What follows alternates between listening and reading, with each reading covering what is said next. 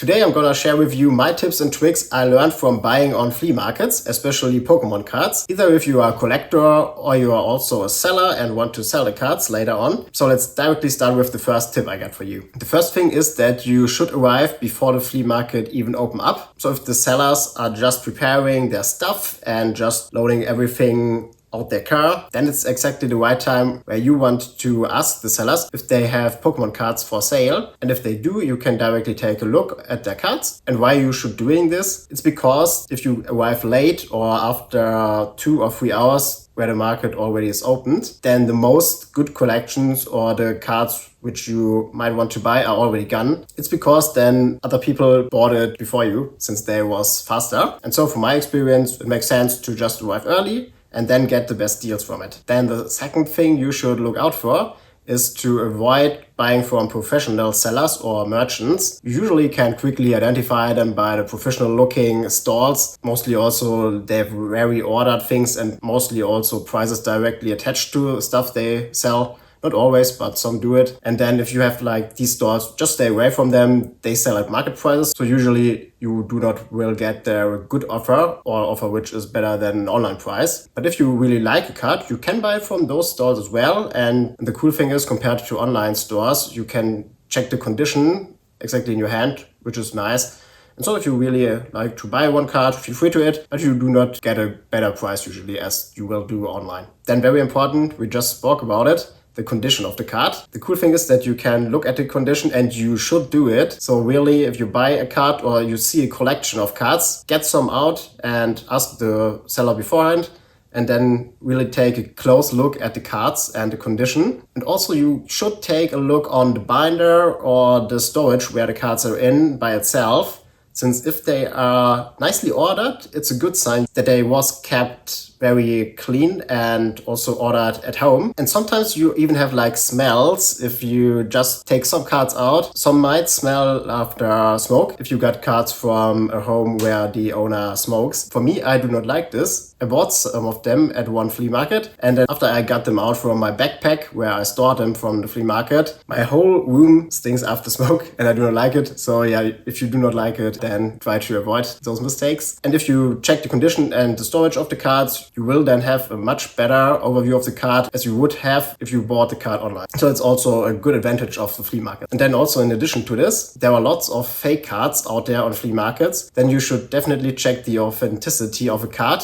and avoid fake cards. I got many of them. So usually if you have one seller and you detect one card, which is a fake card, then the odds that there are other cards, also fake cards, is really high. So if you detect one, there are often from the same seller then more fake cards you should look out for. And either you just go directly away or you tell them this is a fake card so you can then save others. And I would recommend doing this. Most of the time the owner don't know about it or they tell that they don't know about it. I always mention it if I notice it, since if kids buy these cards and have fun with it, I want to keep them safe so that they do not end up with a fake card in their hands. But it's just how I do it. And then if you check the condition, I often just ask the buyer why he is selling the cards and where they get the cards from. And then this way you can start like a conversation with them. I mostly enjoy speaking with them also. It's often really nice conversations. Yeah, and this way you can then also build a connection, which is always nice to do on flea markets since you can have like a direct connection instead of buying just cards online. And also feel then free to share your reason why you are buying the cards. Usually then the price negotiations are a bit more nice. So for me, it's then easier if I've spoken with him before or not go directly into the price negotiations. And now if you're at this step, then you mostly think about how much should I pay for this card or how much should I pay for the whole collection, which I just looked at. My advice is to really, after you check the conditions and everything looks fine, you then either know the price or you do not know the price. If you know round about the market price, you should then make up a price in your head, which you are willing to pay at maximum.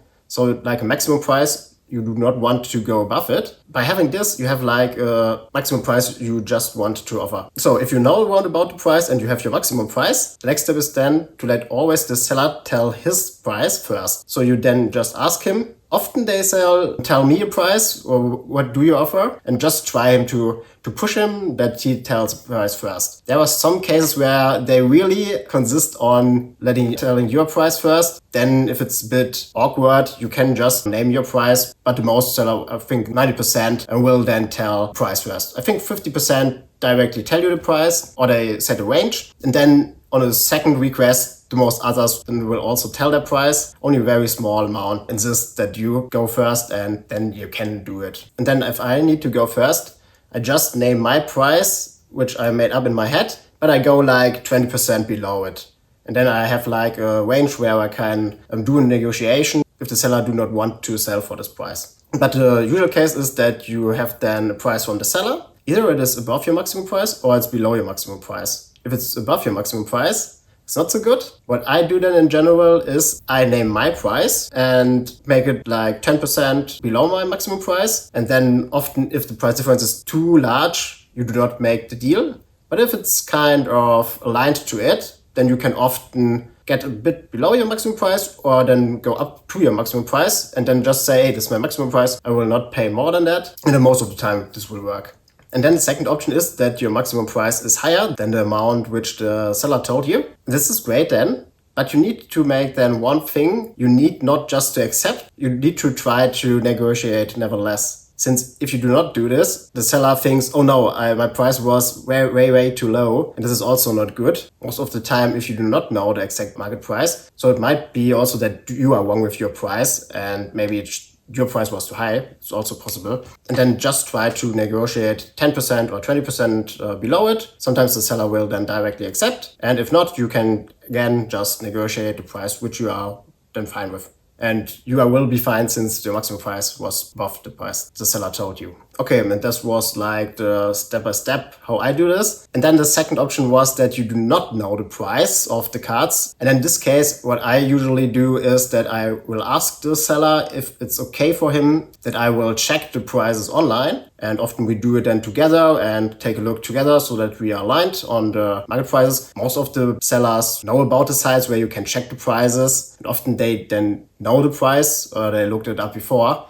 But some do not know about it, mostly older ones, or if it's not their own card, but they are selling from their child's or something like this. And that's also a fair way of doing it. If you do not both know the price, then just check it online. And then you can just take the market price, or you can also try to get a bit lower price than market price. Often this will work. And so it's then also fine to check the prices. If you have a collection, it's a bit hard to do it. What I then normally do is that I check just the most expensive cards and then set like an average price for the other cards. Also, what you can do is to make a photo of the cards, or if there is a page where many valuable cards are, just make a photo of it. And then I use my own website where I can check the prices of the cards. So I just then upload directly the photo with like 9 cards and then get directly after a few seconds the prices from all cards. And I can then check with the seller all the prices if it's fine for him, and then just do it this way. You can check this out in the link below. I will leave it in the description for you. And then the last tip I got today is that you should always bring smaller bills. If you do not have this, often sellers do not have the exact change you need.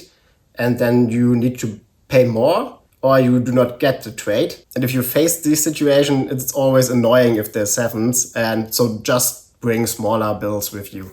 And then all your deals will work. If you do all this, which I told you, you will have fun on the flea markets and get good prices and also good cards. So yeah, hopefully you could get something out of this video. If you found it helpful, just feel free to subscribe to the channel and leave a like, and then see you in the next video.